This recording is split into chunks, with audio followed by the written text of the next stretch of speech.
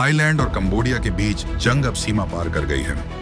गोलियां, बम, पलायन और मौत, सीज फायर की उम्मीद खत्म होती दिख रही है। थाईलैंड ने दावा किया 100 कंबोडियन जवान मारे गए। कंबोडिया ने कहा हमारे 20 लोग मारे गए। लेकिन सच, तबाही दोनों तरफ बराबर है। भारत समेत कई देशों ने अपने नागरिकों से कहा तुरंत सुरक्षित स्थानों पर चले जाएं। जंग की जद में अब कई और इलाके आ चुके हैं। थाईलैंड और कंबोडिया आर पार के मूड में हैं, लेकिन इस जंग का असली शिकार आम लोग हैं जो सिर्फ जीना चाहते हैं। देखते रहिए ISBM TV न्यूज।